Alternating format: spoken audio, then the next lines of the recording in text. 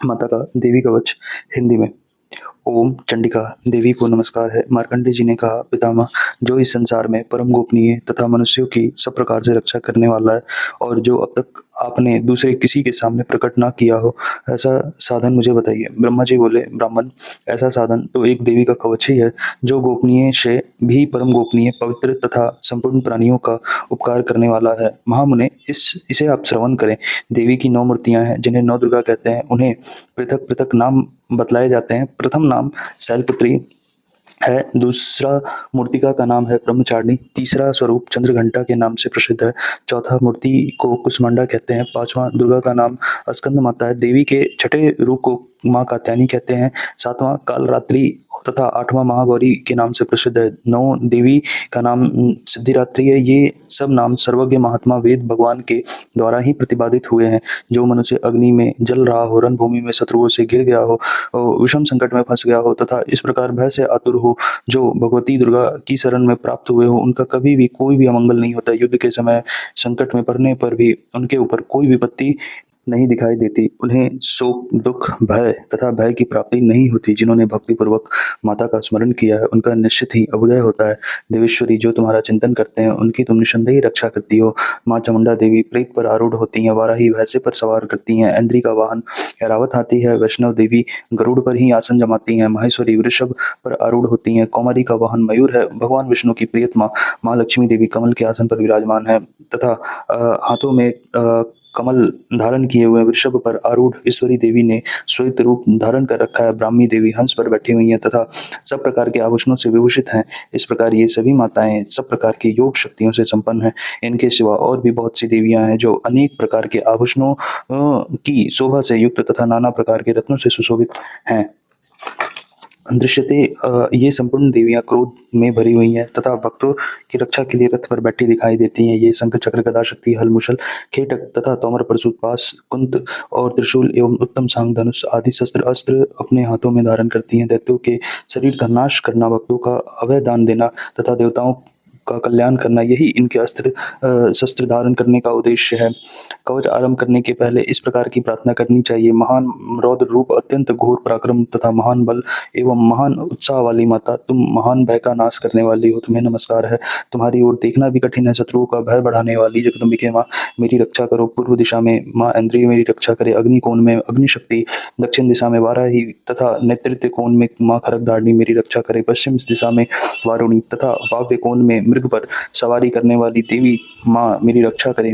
उत्तर दिशा में कौमारी तथा ईशान कोण में शूलधारिणी रक्षा करे। ब्रह्मानी, तुम ऊपर की ओर से मेरी रक्षा करो तथा विष्णु देवी नीचे की ओर से मेरी रक्षा करो। हो इस प्रकार शव को अपने वाहन बनाने वाली माँ चामुंडा देवी दसों दिशाओं में मेरी रक्षा करे। जया आगे से तथा विजया पीछे की ओर से मेरी रक्षा करे। वाम भाग में अजिता तथा दक्षिण भाग में अपराजिता माता रक्षा करे। द्योतनी शिखा की रक्षा करे। उमा मेरे मस्तक पर विराजमान होकर मेरी रक्षा करे। ललाट में मालाधारी रक्षा करे तथा यशस्विनी देवी भवों की रक्षा करे। भवों के मध्यम भाग त्रिनेता तथा नथनों की यमघंटा देवी रक्षा करे। दोनों नेत्रों के मध्यम भाग में शंखनी तथा कानों में द्वारवासिनी रक्षा करे। कालिका देवी कपोलों की ही तथा भगवती शंकरी कानों के मूल भाग की रक्षा करे। नासिका में सुगंधा तथा ऊपर के ओठ में चर्चिका देवी माता रक्षा करे। नीचे के ओठ में अमृत कला तथा जिह्वा में माँ सरस्वती रक्षा करें। कौमारी दांतों की रक्षा करे तथा चंडिका कंठ प्रदेश की रक्षा करे। चित्र घंटा गले की घंटी की तथा महामाया तालू में रखकर हमारी रक्षा करे। कामाक्षी ठोड़ी की तथा सर्वमंगला मेरी वाणी की रक्षा करे। भद्रकाली ग्रीवा में तथा धनुर्धरी पृष्ठवंश में रहकर मेरी रक्षा करे। कंठ के बाहरी भाग में नीलग्रीवा तथा कंठ की नली में नलकुबरी तथा दोनों कंधों में खरगनी तथा मेरी दोनों भुजाओं की वज्रधारणी रक्षा करे। दोनों हाथों में दंडनी तथा अंगुलियों में अंबिका रक्षा करे। सुलेश्वरी नखों की रक्षा करे। कुलेश्वरी कुक्षी में रहकर मेरी रक्षा करे। महादेवी दोनों स्तनों तथा शोक नाशनी देवी मन की रक्षा करे। ललिता देवी हृदय में तथा शूलधारिणी उदर में रहकर मेरी रक्षा करे। नाभि में कामनी तथा गुआ बाकी गुहेश्वरी रक्षा करे। पूतना तथा कामिका लिंकी तथा महिष्वानी खुदा की रक्षा करे। कट्याम भगवती कटिका भाग तथा विंध्यवासिनी घुटनों की रक्षा करे। संपूर्ण कामनाओं को देने वाली महाबल देवी दोनों पिंडलियों की रक्षा करे। नारसंगी दोनों घुटियों की तथा तेजस्वी देवी दोनों चरणों के पृष्ठ भाग की रक्षा करे। सही देवी पैरों की अंगुलियों में तथा तलवासनी पैरों के तलवों में रखकर रक्षा करे। अपनी दाढ़ों के कारण भयंकर दिखाई देने वाली दंष्टा कराली देवी ही नखों की तथा उदरकेशिनी देवी केशों की रक्षा करे। रोमावलियों के छिद्रों में कुबेरी तथा त्वचा की वागीश्वरी देवी रक्षा करे। पार्वती देवी रक्ता, मज्जा तथा वसा, मांस, हड्डी तथा मेद की रक्षा करे। हाथों की कालरात्रि तथा पीत के मुकुटेश्वरी रक्षा करे। मूलाधार आदि कमल कोशों में पदावती पद देवी तथा कफ में चूड़ामणि देवी माँ निश्चित होकर रक्षा करे। नख के तेज की ज्वालामुखी रक्षा करे, जिसका किसी भी अस्त्र से वेदन नहीं हो सकता, वह अवेदा देवी शरीर की समस्त संधियों में रखकर मेरी रक्षा करे। माँ ब्रह्मानी, आप मेरे बेटे की रक्षा करे। छत्रेश्वरी छाया की तथा धर्मधारिणी देवी मेरे अहंकार, मन एवं बुद्धि की रक्षा करे।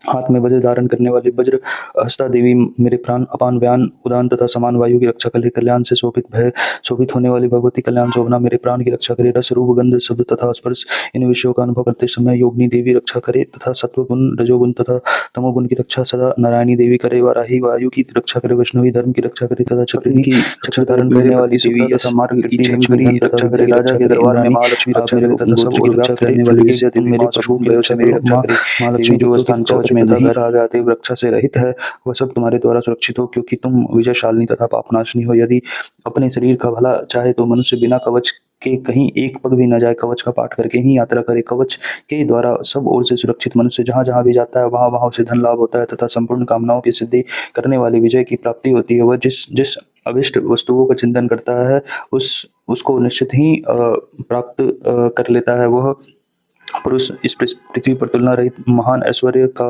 भागी होता है। कवच से सुरक्षित मनुष्य निर्भय हो जाता है, युद्ध में उसकी पराजय नहीं होती है तथा वह तीनों लोकों में पूजनीय होता है। देवी का यह कवच देवताओं के लिए भी दुर्लभ है। जो प्रतिदिन नियम पूर्वक तीनों संध्याओं के समय श्रद्धा के साथ इसका पाठ करता है, उसे देवी कला प्राप्त होती है तथा वह तीनों लोकों में कहीं भी पराजित नहीं होता। इतना ही नहीं, वह अब मृत्यु से रहित हो 100 से भी अधिक वर्षों तक जीवित रहता है।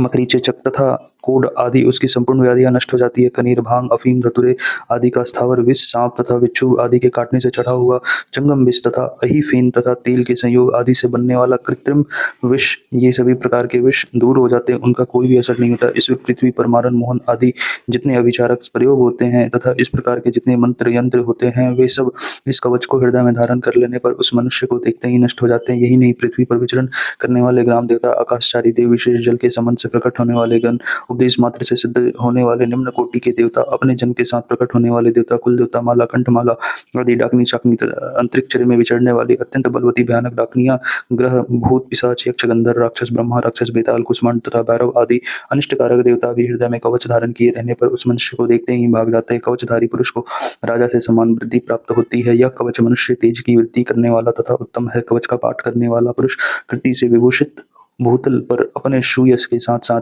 वृद्धि को प्राप्त होता है। जो पहले कवच का पाठ करके उसके बाद सरस्वती माता चंडिका का पाठ करता है, उसकी जब तक वन पर्वत तथा कानों सहित यह पृथ्वी टिकी रहती है, तब तक वह यहाँ पुत्र पौत्र आदि संतान पर प्राप्त बनी रहती है। फिर देह का अंत होने पर वह पुरुष भगवती महामाया के प्रसाद से उस नित्य परम पद को प्राप्त होता है, जो देवताओं के लिए भी दुर्लभ है। वह सुंदर दिव्य रूप धारण करता है तथा कल्याणमय शिव के साथ आनंद का भागी होता है। जय माता दी।